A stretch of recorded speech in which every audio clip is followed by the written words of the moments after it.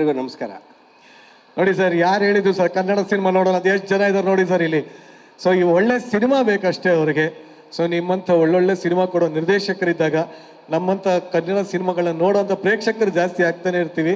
Sir, ಸಡನ್ನಾಗಿ ಕೌಸಲ್ಯ ಸುಪ್ರಜ ರಾಮ ಅಂತ ಮಾಡ್ತೀರಿ, ಮುಗೀತಿದ್ದಂಗೆ ಸ್ವಯಂ ಅವ್ರನ್ನೇ ಹಾಕೊಂಡು ಬ್ರ್ಯಾಟ್ ಅಂತ ತೆಗಿತೀರಿ, ಏನು ಸರ್ ಇದು? ಈಗ ಮನೆಯಲ್ಲಿ ತಿಂಡಿ ತಿಂತೀರಲ್ವ ದಿನ ಬೆಳಿಗ್ಗೆ, ದಿನ ನಿಮ್ಗೆ ಉಪ್ಪಿಟ್ಟೆ ಕೊಟ್ರೆ ಹೆಂಗಿರುತ್ತೆ, ಅಥವಾ ದಿನ ದೋಸೆ ಕೊಟ್ರೆ ಹೆಂಗಿರುತ್ತೆ ಅಲ್ವಾ? ಹಂಗೆ ದಿನ ವೆರೈಟಿ ಒಂದು ದಿವಸ ದೋಸೆ, ಒಂದು ದಿವಸ ಇಡ್ಲಿ, ಒಂದು ದಿವಸ ಉಪ್ಪಿಟ್ಟು, ಒಂದು ದಿವಸ ಪಲಾವು, ಆ ಥರ ವೆರೈಟಿ ಬೇಕಲ್ವಾ?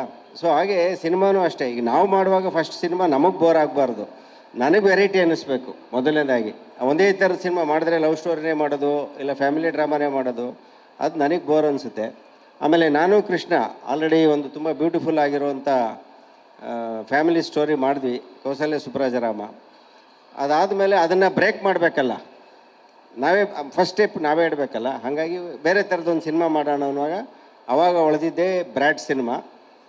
ಸೊ ಇದು ಬೇಸಿಕಲಿ ಆ್ಯಕ್ಷನ್ ಥ್ರಿಲ್ಲರ್ ಸಿನಿಮಾ. ಈಗಾಗಲೇ ಟೀಸರ್ ನೋಡಿರೋರಿಗೆ, ಈ ಸಿನಿಮಾ ಕಂಟೆಂಟ್ ನೋಡಿರೋರಿಗೆ ಆಲ್ರೆಡಿ ಗೊತ್ತಾಗಿರುತ್ತೆ. ಮುಖ್ಯವಾಗಿ ನೋಡಿದಾಗ ಎಲ್ಲೋ ಒಂದು ಕಡೆ ತಂದೆ ಮಗನ ಸಂಬಂಧ ಇರುವಂಥ ಸಿನಿಮಾ ಇದು ಅಂತ ಅನಿಸುತ್ತೆ. ಸೊ ಎಲ್ಲ ಅದು ಹೈಲೈಟ್ ಆಗಿದೆಯಾ? ಅಲ್ಲ, ಆ್ಯಕ್ಚುಲಿ ಬ್ರ್ಯಾಟ್ ಅನ್ನೋ ಟೈಟಲ್ ಹುಟ್ಟಿದ್ದೆ ಅಲ್ಲಿಂದ. ಅಂದರೆ ಸ್ಕೂಲಲ್ಲಿ ಈಗ ಬಿಗಿನಿಂಗ್ ನೋಡಿದ್ರಿ, ಸಾಂಗ್ ಬಿಗಿನಿಂಗಲ್ಲಿ ಬೈತಾ ಇದ್ದಾರೆ ಇಂಗ್ಲೀಷ್ ಟೀಚರ್. ಸಾಮಾನ್ಯವಾಗಿ ಇಂಗ್ಲೀಷ್ ಮೀಡಿಯಂ ಮಕ್ಕಳು ಇಂಗ್ಲೀಷ್ ಮೀಡಿಯಂ ಸ್ಕೂಲಿಗೆ ಹೋಗುವಾಗ ಅಲ್ಲಿ ಟೀಚರ್ಗಳು ಸ್ವಲ್ಪ ತರಲೆ ಮಾಡೋ ಹುಡುಗರನ್ನ ಬೈಯೋದೇ ಬ್ರ್ಯಾಟ್ ಅಂತ, ಸ್ಪಾಯ್ಲ್ಡ್ ಬ್ರ್ಯಾಟ್, ಬ್ರ್ಯಾಟ್ ಅಂತಲೇ ಬೈಯೋದು. ಸೊ ಅಲ್ಲಿಂದನೇ ಬ್ರ್ಯಾಟ್ ಅಂದರೆ ರೆಫರ್ ಮಾಡೋದು ಮಕ್ಕಳಿಗೆ. ಹಾಗಾಗಿ ಒಬ್ಬ ತಂದೆ ಪಾಯಿಂಟ್ ಆಫ್ ವ್ಯೂನಲ್ಲಿ ಮಗ ಒಬ್ಬ ಬ್ರ್ಯಾಟ್ ಅಂದರೆ ದಾರಿ ತಪ್ಪಿದ ಮಗ, ಕನ್ನಡದಲ್ಲಿ ಹೇಳಬೇಕು ಅಂದರೆ ದಾರಿ ತಪ್ಪಿದ ಮಗ. ಆಕ್ಚುಲಿ ನನ್ನ ಮುಂದಿನ ಪ್ರಶ್ನೆ ಅದೇ ಇತ್ತು, ನಿಮ್ಮ ಪ್ರಕಾರ ಆಕ್ಚುಯಲ್ ಮೀನಿಂಗ್ ಏನು ಸರ್? ಬ್ರ್ಯಾಟ್ ಅಂದ್ರೆ ಏನು? ಅದೇ ದಾರಿ ತಪ್ಪಿದ ಮಗ, ಅದೇ ಬ್ರ್ಯಾಟು, ಅದೇ ಬ್ರ್ಯಾಟ್. ಸೊ ಈ ದಾರಿ ತಪ್ಪಿದ ಮಗ ಈ ಸಿನಿಮಾಲಿ ಏನ್ ಮಾಡ್ತಾರೆ ಅನ್ನೋದೇ ಸಿನಿಮಾ. ಹೌದು, ಅಪ್ಪ ಮಗಂದು ಹೇಳಿದ್ರಲ್ಲ, ಅಪ್ಪ ಮಗನ ಮಧ್ಯೆ ನಡೆಯುವಂಥ ಒಂದು ಕಾನ್ಫ್ಲಿಕ್ಟೇ ಈ ಸಿನಿಮಾ. ಸೊ ಮಗಂದೊಂದು ರೋಟು, ಅಪ್ಪಂದೊಂದು ರೋಟು, ಆ ಕಾನ್ಫ್ಲಿಕ್ಟ್ ಬಂದಾಗ ಏನೇನಾಗುತ್ತೆ ಅನ್ನೋದು ಈ ಜನ್ರೇಷನ್ ಹುಡುಗರು ಏನು ಆಸೆಗಳು ಏನಿದೆ, ಅವರ ಆಂಬಿಷನ್ ಏನಿದೆ, ಮತ್ತು ಅವರ way of thinking, thought process ಏನಿದೆ ಅನ್ನೋದನ್ನು ಕೃಷ್ಣ ಅವರ ಮುಖಾಂತರ, ಈ ಬ್ರ್ಯಾಟ್ ಕ್ಯಾರೆಕ್ಟರ್ ಮುಖಾಂತರ ಹೇಳಿದ್ದೀನಿ. ಬಟ್ ಇದು ಎರಡನೇ ಸಲ ಕಾಂಬಿನೇಷನ್, ಇದು ಹಿಟ್ ಕಾಂಬಿನೇಷನ್ ಈಗಾಗಲೇ. ಸೊ ಮತ್ತೆ ಕೃಷ್ಣ ಅವ್ರನ್ನ ಆಯ್ಕೆ ಮಾಡ್ಕೊಳ್ಳೋದಕ್ಕೆ ಕಾರಣ ಏನು? ಕೃಷ್ಣ ಅವ್ರನ್ನ ಆಯ್ಕೆ ಮಾಡ್ಕೊಳ್ಳೋಕೆ ಕಾರಣ ಮತ್ತೆ ಒಂದು ಸೆಕೆಂಡ್ ಕಥೆನೇ. ಈ ಕಥೆಗೆ ಕೃಷ್ಣ ಅವ್ರು ತುಂಬ ಚೆನ್ನಾಗಿ ಸೂಟ್ ಆಗ್ತಾರೆ ಅಂತ ಅನ್ನಿಸ್ತು. ಮತ್ತು ಎಲ್ಲದಕ್ಕಿಂತ ಇಂಪಾರ್ಟೆಂಟು ಪ್ರೊಡ್ಯೂಸರು, ದುಡ್ಡಾಕೋರು ಅವರು ಒಪ್ಕೋಬೇಕಲ್ಲ. ಕಾಂಬಿನೇಷನ್ನು ನಿಮ್ಮದು ಚೆನ್ನಾಗಿ ಆಗಿತ್ತು, ಇಬ್ಬರು ಸೇರಿ ಕಾಂಬಿನೇಷನ್ ಚೆನ್ನಾಗಿ ಮಾಡಿದ್ರಿ. ಸೊ ಕಾಂಬಿನೇಷನ್ಗೊಂದು ಹೈಪ್ ಇರುತ್ತೆ. ಸೊ ಕತೆಗೂ ಕೃಷ್ಣ ಅವ್ರು ಸೂಟ್ ಆಗ್ತಾರೆ ಅಂತ ಕೃಷ್ಣ ಅವ್ರು ಬಂದರು ಅಷ್ಟೆ. ಅದು ಕೃಷ್ಣ ಅವ್ರನ್ನೇ ಕೇಳ್ತೀರಿ, ಅವ್ರು ಯಾವ ಥರ ಇದಕ್ಕೆ ಸೂಟ್ ಆಗ್ತಾರೆ ಅಂತ. ಬಟ್ ಅದ್ಭುತವಾದ ಕತೆ ಅಂತೂ ಇದ್ದೇ ಇದೆ ಅಂತ ನಮಗೆ ಟೀಸರಲ್ಲೇ ಗೊತ್ತಾಗ್ತಾ ಇದೆ. ಸರ್, ಈ ನಾಯಿ ಕಾನ್ಸೆಪ್ಟ್ ಎಲ್ಲಿ ಹುಟ್ಕೋತು ಸರ್ ನಿಮಗೆ?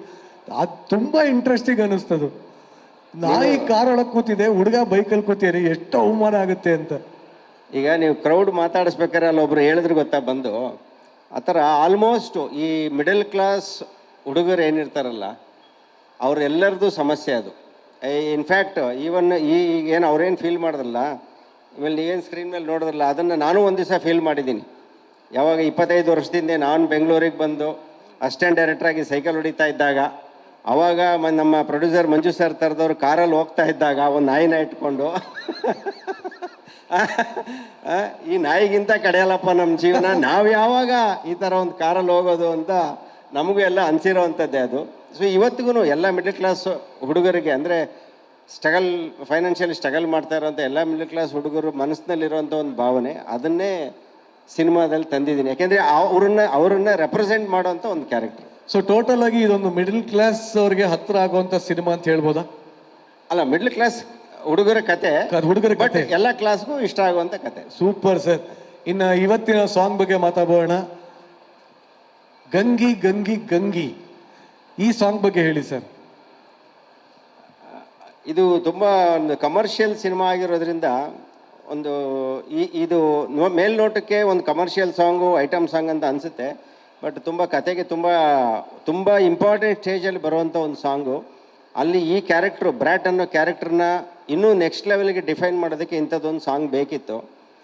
ಸೊ ಒಂದು ಸಾಂಗ್ ಐಟಮ್ ಸಾಂಗ್ ಅಂದ ತಕ್ಷಣ ಏನೋ ಒಂದು ಸ್ವಲ್ಪ ಸ್ಪೆಷಲ್ ಮಾಡಬೇಕಲ್ಲ. ಸ್ಪೆಷಲ್ ಹೆಂಗೆ ಮಾಡೋದು ಅಂದಾಗ ಸ್ವಲ್ಪ ಈಗ ನಮ್ಮ ಸಾಂಗ್ಗಳೆಲ್ಲ ಮಾಡಿದ್ದೀವಿ ಕನ್ನಡದಲ್ಲಿ, ಬೇರೆ ಬೇರೆ ನಮ್ಮ ಲ್ಯಾಂಗ್ವೇಜಲ್ಲಿ ಲವ್ ಸಾಂಗ್ ಇದೆ, ಇನ್ನೊಂದು ಥೀಮ್ ಸಾಂಗ್ ಇದೆ, ಈ ಥರದ್ದೆಲ್ಲ ಇದೆ. ಸೊ ಉತ್ತರ ಕರ್ನಾಟಕದ ಮಂದಿಗೆ ಇಷ್ಟ ಆಗುವಂಥದ್ದು ಒಂದು ಸಾಂಗ್ ಮಾಡೋಣ.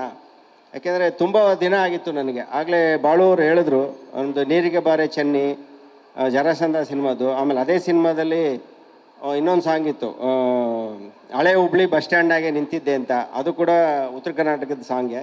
ಸೊ ಅದಾದಮೇಲೆ ತುಂಬ ದಿನ ಆದಮೇಲೆ ನಂದು ಯಾವ ಸಿನಿಮಾದಲ್ಲೂ ಉತ್ತರ ಕರ್ನಾಟಕದ ಸಾಂಗನ್ನು ಮಾಡೋಕ್ಕಾಗಿರಲಿಲ್ಲ. ಯಾಕೆಂದರೆ ನನಗೆ ಬೇಸಿಕಲಿ ಉತ್ತರ ಕರ್ನಾಟಕದ ಜನ ಅಂದರೆ ತುಂಬ ಇಷ್ಟ. ಯಾಕೆಂದರೆ ಉತ್ತರ ಕರ್ನಾಟಕದ ಬಾರ್ಡರ್ ಸ್ಟಾರ್ಟ್ ಆಗೋದೇ ನಮ್ಮೂರಿಂದ, ಚಿತ್ರದುರ್ಗದಿಂದ. ಸೊ ನಾವು ಮಿಡ್ಲ್ ಕರ್ನಾಟಕದಲ್ಲಿರೋರು, ಉತ್ತರ ಕರ್ನಾಟಕ ಶುರುವಾಗೋದೇ ಚಿತ್ರದುರ್ಗದಿಂದ. ಸೊ ಆ ಭಾಗದ ಜನದ ಮೇಲೆ ಒಂದು ವಿಶೇಷವಾದ ಪ್ರೀತಿ ನನಗೆ. ಸೊ ಉತ್ತರ ಕರ್ನಾಟಕದ ಭಾಷೆನಲ್ಲಿ ಸಾಂಗ್ ಮಾಡಬೇಕು ಅಂತ ಯೋಚನೆ ಮಾಡುವಾಗ, ಸರಿ ಈಗ ನಾವು ಬರೆದ್ರೆ ಚೆನ್ನಾಗಿರಲ್ಲ, ಅದನ್ನು ಯಾರಾದರೂ ಆ ಭಾಷೆಯಲ್ಲಿ ಪಾಂಡಿತ್ಯ ಇರೋವಂಥವ್ರು, ಆ ಭಾಷೆ ಬಗ್ಗೆ ಚೆನ್ನಾಗಿ ಗೊತ್ತಿರೋವಂಥವ್ರು ಬರೆದ್ರೆ ಚೆನ್ನಾಗಿರುತ್ತೆ ಅಂತ ಹುಡುಕಾಟ ಶುರು ಮಾಡಿದ್ವಿ. ಯಾರು ಬರೆದ್ರೆ ಚೆನ್ನಾಗಿರುತ್ತೆ ಈ ಹಾಡನ್ನು, ಫಸ್ಟ್ ಬರವಣಿಗೆ ಬಗ್ಗೆ ಯೋಚನೆ ಮಾಡೋಕ್ಕೆ ಸ್ಟಾರ್ಟ್ ಮಾಡಿದ್ವಿ. ಒಂದು ಏನೋ ಬರೆಸ್ಬಿಟ್ಟು ಅದನ್ನು ನಾವು ಸಾಂಗಾಗಿ ಮಾಡೋಣ ಅಂತ. ಆವಾಗ ನಾವು ಹುಡುಕ್ತಾ ಇದ್ದಾಗ ನಮಗೆ ಕಣ್ಣಿಗೆ ಬಿದ್ದಿದ್ದು ಬಾಳು ಬೆಳಗುಂದಿಯವರು. ಅವರು ಆಲ್ರೆಡಿ ಅವರದ್ದೇ ಆದ ಸಾಂಗ್ಗಳನ್ನು ಬರೆದು ಅವರೇ ಆ್ಯಕ್ಟ್ ಮಾಡಿ ಅವರೇ ಹಾಡಿ ಯೂಟ್ಯೂಬಲ್ಲಿ ಸಿಕ್ಕಾಪಟ್ಟೆ ಫೇಮಸ್ ಆಗಿದ್ದರು. ನಾವು ಹುಡ್ಕೋಕೆ ಹೋದಾಗಲೇ ಗೊತ್ತಾಗಿದ್ದು. ಅತಿಶಯೋಕ್ತಿ ಅಲ್ಲ, ಕನ್ನಡದಲ್ಲಿ ಯಾವ ಸೂಪರ್ ಸ್ಟಾರ್ಗಳ ಸಾಂಗು ಕೂಡ ಅವ್ರ ಸಾಂಗ್ ಅಷ್ಟು ರೀಚ್ ಆಗಿ ವ್ಯೂಸ್ ಆಗಿಲ್ಲ. ಸತ್ಯ ಸರ್, ಅವ್ರು ಬಿಟ್ಟಿದ್ದೆಲ್ಲ ಮಿಲಿಯನ್ ಗಟ್ಟಲೆ ಓಡುತ್ತೆ. ಅಷ್ಟೊಂದು ವ್ಯೂಸ್ ಆಗಿದೆ ಅವ್ರ ಸಾಂಗ್ಗಳು, ಅಷ್ಟೊಂದು ಪಾಪ್ಯುಲರ್ ಆಗಿದೆ ಅವ್ರ ಸಾಂಗ್ಗಳು. ಸೊ ಇವರು ತುಂಬ ಚೆನ್ನಾಗಿ ಅವ್ರ ಸಾಹಿತ್ಯನೂ ಇಷ್ಟ ಆಯಿತು ನನಗೆ, ಮತ್ತು ಅವರು ಹಾಡೋ ಆ ಧ್ವನಿನೂ ಇಷ್ಟ ಆಯಿತು. ಅದೇ ಟೈಮಿಗೆ ಪ್ಯಾರಲಲ್ ಆಗಿ ಅರ್ಜುನ್ ಅವರು ಅಂದರೆ ತುಂಬ ಸೆಷನ್ ನಡೆದಿತ್ತು, ಈ ಸಾಂಗ್ ಮಾಡಬೇಕು, ಐಟಮ್ ಸಾಂಗ್ ಹೆಂಗೆ ಮಾಡೋದು ಅಂತ. ಸೊ ಉತ್ತರ ಕರ್ನಾಟಕದ ಹೆಂಗೆ ಮಾಡೋದು ಅಂದಾಗ ನಾನು ಇದು ಒಂದು ಐಡಿಯಾ ಇಟ್ಕೊಂಡು ಅವ್ರ ಹತ್ರ ಹೋದೆ, ಅರ್ಜುನ್ ಹತ್ರ, ಬಾಳು ಬೆಳಗುಂದಿ ಹತ್ರ ಮಾಡ್ಸೋಣ ಅಂತ. ಅಂದರೆ ಕೋಇನ್ಸಿಡೆನ್ಸು, ಅದೇ ಟೈಮಲ್ಲಿ ಅರ್ಜುನ್ ಅವರು ಬಾಳು ಬೆಳಗುಂದಿನ ಸರಿಗಮಪ ಶೋನಲ್ಲಿ ಮೀಟ್ ಮಾಡಿದ್ದಾರೆ. ನನಗೆ ಗೊತ್ತಿರಲಿಲ್ಲ ಅದು, ಯಾಕೆಂದರೆ ನಮಗೆ ಟಿ ವಿ ನೋಡೋ ಅಷ್ಟು ಟೈಮ್ ಇರಲ್ಲ. ಸೊ ನಾನು ಅಲ್ಲೆಲ್ಲ ಎಲ್ಲೂ ನೋಡಿರಲಿಲ್ಲ, ನಾನು ಯೂಟ್ಯೂಬಲ್ಲಿ ಇವ್ರ ಸಾಂಗ್ಗಳು ನೋಡಿದ್ದೆ ಅಷ್ಟೇ. ನಾನು ಹೋದಾಗ ಅರ್ಜುನ್ ಅವರು ಅದನ್ನೇ ಹೇಳಿದ್ರು, ಇಲ್ಲ ಬಾಳು ಬೆಳಗುಂದಿ ಅಂತ ಒಬ್ಬ ಒಳ್ಳೆ ಸಿಂಗರು ನಮ್ಮ ಸರಿಗಮ ಶೋನಲ್ಲಿ ಆಡ್ತಿದ್ದಾನೆ, ಸೊ ಅವನ ಕೈಯಲ್ಲಿ ಅವನೇ ಬರೀತಾನೆ, ಅವನ ಕೈಯಲ್ಲಿ ಬರ್ಸೋ ಆಡಿಸಿದ್ರೆ ಚೆನ್ನಾಗಿರುತ್ತೆ ಅಂತ. ಸೊ ಇಬ್ಬರು ಟೇಸ್ಟು ಸಿಂಕ್ ಆಯಿತು. ಸಿಂಕ್ ಆದಮೇಲೆ ಇನ್ನೇನಿದೆ, ಇಮಿಡಿಯೇಟ್ ಕಾಲು ಬಾಳಗೆ ಹೋಯ್ತು. ಬಾಳಗೆ ಹೋದ ತಕ್ಷಣ ಬಾಳುನು ತುಂಬ ಅವ್ರು ಹೇಳಿದ್ರು, ಪಾಪ ತುಂಬ ಭಯ ಪಟ್ಕೊಂಡು ಬಂದರು ಅರ್ಜುನ್ ಸ್ಟುಡಿಯೋಗೆ. ಆಮೇಲೆ ಅಲ್ಲಿ ಎಲ್ಲ ಅವ್ರನ್ನ ಕಂಫರ್ಟ್ ಮಾಡಿ ಫ್ರೀ ಮಾಡಿ ನಿಮ್ಗೆ ಏನು ಅನಿಸುತ್ತೋ ನಮ್ಮ ಸಿಚುವೇಶನ್ ಎಲ್ಲ ಹೇಳಿ ನಿಮ್ಗೆ ಹೆಂಗೆ ಅನಿಸುತ್ತೆ ನೀವು ಬರೀ ಅಂದರೆ ಅವರು ಒಂದಷ್ಟೆಲ್ಲ ಬರ್ಕೊಂಡು ಬಂದರು, ಆಪ್ಷನ್ಸ್ ತೊಗೊಂಡು ಬಂದರು. ಅದರಲ್ಲಿ ನನಗೆ ಈ ಸಾಲುಗಳು ಇಷ್ಟ ಆಯಿತು ನನಗೆ. ಅಂದರೆ ಒಂದು ಫನ್ ಇದೆ ಆ್ಯಕ್ಚುಲಿ. ಬೇಸಿಕಲಿ ಈ ಸಿನಿಮಾ ಆ್ಯಕ್ಷನ್ ಆದ್ರೂ ಥ್ರೂಔಟ್ ತುಂಬ ಎಂಟರ್ಟೈನ್ಮೆಂಟ್ ಇರುವಂಥ ಸಿನಿಮಾ. ಆ ಎಂಟರ್ಟೈನ್ಮೆಂಟ್ ಝೋನರ್ಗೆ ಈ ಸಾಂಗ್ ಲೈನ್ಗಳು ತುಂಬ ಚೆನ್ನಾಗಿ ಮ್ಯಾಚ್ ಆಗುತ್ತೆ. ಇವತ್ತೇನೇ ಆದರೂ ಜನಕ್ಕೆ ಮಜಾ ಬೇಕ್ರಿ ಅಲ್ವಾ? ಸತ್ಯ ಸರ್, ಮಜಾ ಬೇಕು, ಒಂದು ಕಿಕ್ ಬೇಕು, ಮಜಾ ಬೇಕು, ಹೆಚ್ಚಾಗಿ ವೈರಲ್ ಆಗಬೇಕು. ನೋಡಿದ್ವಲ್ಲ ಮೊನ್ನೆ ತಾನೇ ಒಂದು ಸಾಂಗ್ ಹೆಂಗ್ ವೈರಲ್ ಆಗಿದೆ ಅಂತ. ಅಯ್ಯೋ ಯಾಕೆ ಹೇಳ್ತೀರಾ ಸರ್ ಅಲ್ವಾ? ಸೊ ಹೂವಿನ ಬಾಣ ಇನ್ನೂ ತಟ್ಟುತ್ತಾ ಇದೆ.